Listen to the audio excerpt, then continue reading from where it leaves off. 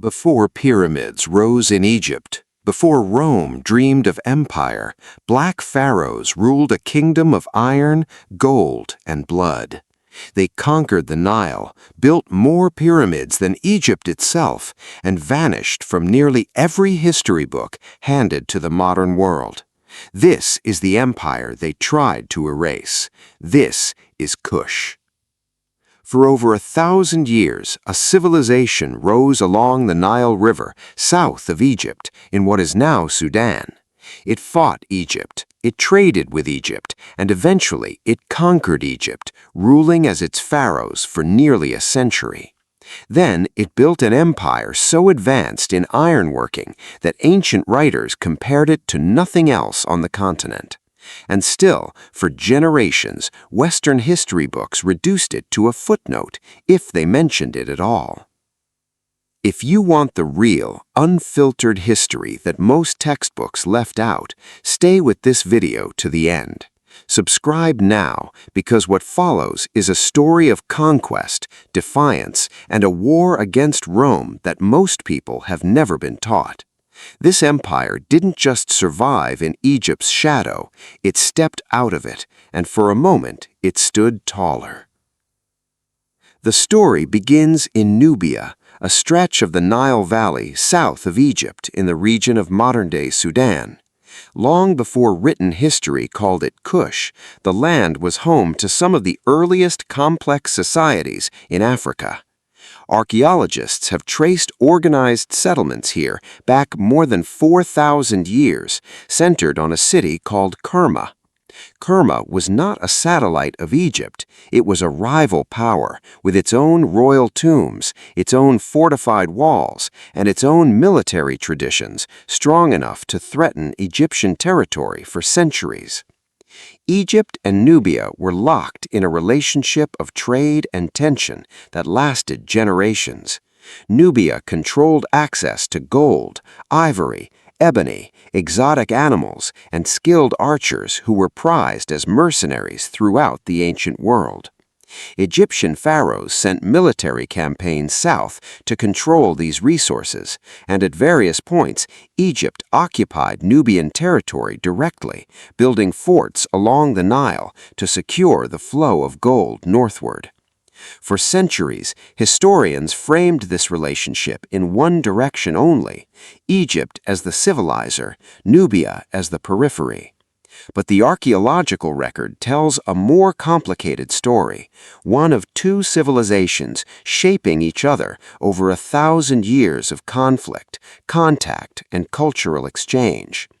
By the 8th century BCE, Egypt had fractured. Political power splintered between competing dynasties, foreign invasions weakened central authority, and the great pharaonic state that once controlled the Nile from the Mediterranean to the deserts of the south fell into disunity. It was in this moment of Egyptian weakness that the Kingdom of Kush made its move. A Kushite king named Piye, ruling from the city of Napata, watched Egypt's fragmentation and saw opportunity. According to inscriptions Piye himself commissioned, he marched his armies north along the Nile, city by city, confronting Egyptian rulers who had divided the land among themselves. His forces engaged in a campaign that included battles at Hermopolis, Memphis, and eventually secured control of Thebes, the religious heart of Egypt. Piye's own account, carved into what is known as the Victory Stela, describes sieges, naval engagements on the Nile, and the surrender of rival kings who came before him to submit. By the end of his campaign, Piye had accomplished something no Nubian king had done before. He controlled Egypt. He was crowned pharaoh, founding what historians call the 25th dynasty, a line of Kushite kings who ruled not just Nubia, but the entirety of Egypt itself, from the Mediterranean coast to deep into Sudani heartland. This was not a brief occupation. Kushite pharaohs ruled Egypt for close to a century. Kings like Shabaka, Shebitku, and later Taharka governed the Nile Valley as legitimate Egyptian rulers, restoring temples, commissioning monumental architecture, and presenting themselves in traditional pharaonic style, complete with the double uraeus, twin cobras on their crowns, a symbol unique to the Kushite pharaohs, signifying their rule over both Egypt and Nubia simultaneously. Taharka, arguably the most powerful of these Kushite pharaohs, expanded building projects across Egypt and Nubia, restoring temples at Karnak and constructing new monuments across his empire. Under his reign, the 25th dynasty controlled the territories stretching from the Mediterranean Sea to deep into the Sudanese heartland, one of the largest empires in African history to that point. But Kushite rule over Egypt would not last. In the 7th century BCE, the Assyrian Empire, a rising power from Mesopotamia, invaded Egypt. Assyrian forces fought Taharka's armies in a series of brutal campaigns. One critical factor tipped the balance: iron. Assyrian soldiers fought with iron weapons, harder and more durable than the bronze equipment still common among Kushite forces at the time. Facing a technologically superior military, Taharka and his successor, Tantamani, were pushed back, and by 656 BCE, Kushite control over Egypt had ended. The pharaohs of the 25th dynasty retreated south, back toward their Nubian homeland. This defeat could have ended Kush's story. Instead, it began the empire's most transformative era. Pushed out of Egypt, the Kushite kings relocated their political center southward, eventually establishing a new capital at Meroe, along the Nile in what is now central Sudan. And it was here, freed from Egyptian political entanglements, that Kush entered what many historians consider its golden age. Meroe sat near rich deposits of iron ore, and the kingdom's craftsmen developed a sophisticated iron smelting industry, producing tools and weapons on a scale that made Meroe one of the most significant iron-producing centers in the ancient world. Some archaeologists have described ancient Meroe as an early industrial center of Africa, its furnaces working continuously, its metal traded across a network stretching toward the Red Sea, into sub-Saharan Africa, and along caravan routes connecting it to Rome, India, and the broader ancient world. And it was here, at Meroe, that the kingdom left behind one of its most visually staggering legacies: pyramids. More than 200 pyramids were built across the Kushite kingdom, at sites including Meroe, Nuri, and El Kuru, significantly more than the number of pyramids constructed in Egypt itself. These Kushite pyramids were smaller and steeper than their Egyptian counterparts, built as royal tombs for kings and queens, and they remain standing in the Sudanese desert today, largely unknown to the wider world, despite representing one of the densest concentrations of pyramids on Earth. Meroitic society developed its own writing system, known today as Meroitic script, used on monuments and inscriptions from roughly the 2nd century BCE onward. Remarkably, while scholars have deciphered the phonetic values of the script's characters, the Meroitic language itself remains only partially understood. Entire inscriptions from this powerful African civilization exist today that historians can read aloud but not fully translate, a linguistic mystery that continues to challenge archaeologists in the 21st century. Kushite society at Meroe also stood out for the prominent role of royal women.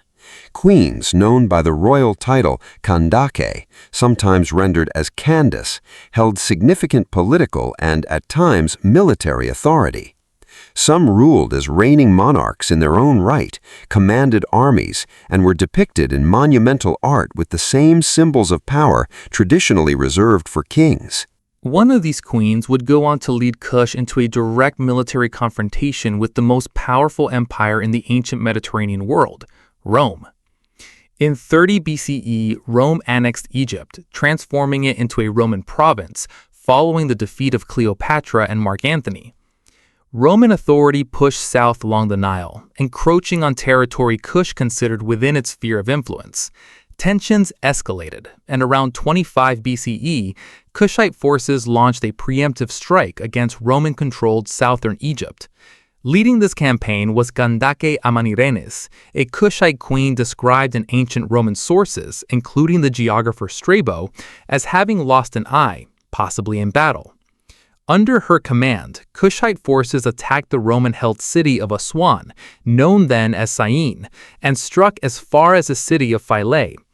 Kushite soldiers reportedly toppled and looted statues of the Roman Emperor Augustus, including a famous bronze head believed to have been carried back to Meroe as a war trophy, a head later buried beneath the entrance steps of a temple, positioned so it would forever be trampled underfoot.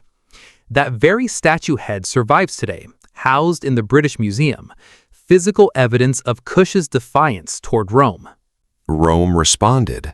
The Roman prefect of Egypt, Gaius Petronius, led a counter-invasion into Kushite territory, capturing several towns and reaching deep into Nubian lands, including an assault on the city of Napata. But Rome, stretched thin by the logistics of controlling a distant desert frontier, did not attempt to hold this territory permanently. Amanirenas continued to resist, and eventually, Kushite envoys negotiated directly with the Roman Emperor Augustus. According to Strabo's account, the resulting settlement was notably favorable to Kush. Rome agreed to withdraw its forces from disputed border territory and reportedly canceled tribute payments that had been imposed on the region. For a kingdom facing the full military weight of the Roman Empire, this outcome was remarkable. Kush did not conquer Rome, but it fought Rome to a standstill and negotiated peace on its own terms, one of the very few African powers in antiquity known to have done so. This moment represents one of the high points of Kushite history. An African kingdom that had once been pharaoh of Egypt retreated south, rebuilt itself into an ironworking power, and stood its ground against the ancient world's most formidable military force. But empires, like rivers, eventually change course. In the centuries following the conflict with Rome, Kush's power gradually declined. Trade routes shifted as the rising kingdom of Aksum in the highlands of modern Ethiopia and Eritrea expanded its influence over Red Sea trade, diverting commerce that had once flowed through Meroe. Environmental pressures, including possible overuse of land for iron smelting and agriculture, may have strained the kingdom's resources. By the 4th century CE, the Kingdom of Kush had faded as a political power, and the great city of Meroe was largely abandoned, its iron furnaces gone cold, its pyramids left to the desert wind. So why has so much of the world never heard this story?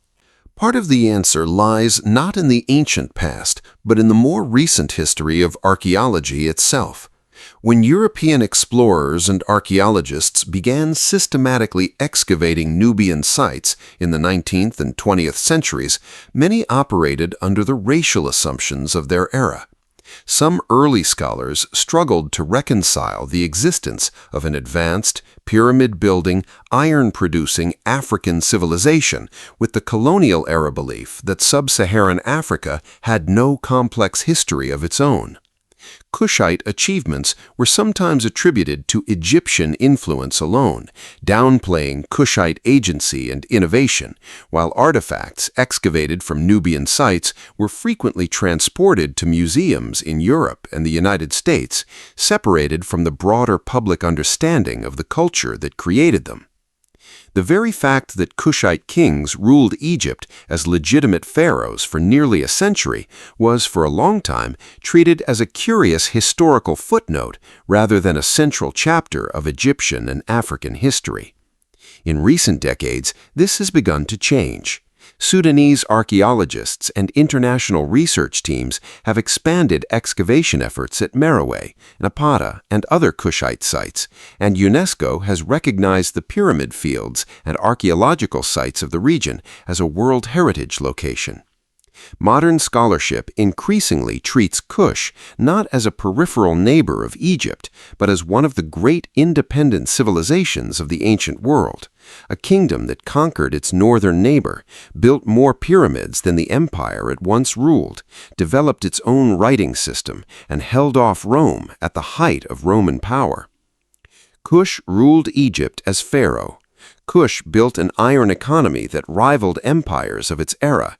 Kush produced more pyramids than any other civilization on the Nile, and Kush stood against Rome and negotiated peace as an equal, not as a defeated subject. For centuries, this history existed mostly in academic circles and in the sands of Sudan, largely absent from the popular story of the ancient world. The pyramids of Meroe still stand today, rows of them rising from the desert, weathered but intact, largely uncrowded, far from the tourist routes that lead millions to Giza each year. They remain, in stone, a record that no omission from a textbook can erase. If this history deserved to be told, it deserves to be shared. Subscribe to see more forgotten chapters of world history brought back into the light, and share this with someone who was never taught that black pharaohs once ruled Egypt, built more pyramids than Egypt itself, and fought Rome to a standstill. Leave a comment with the next lost empire that history left buried, because there are more stories like this one still waiting in the sand.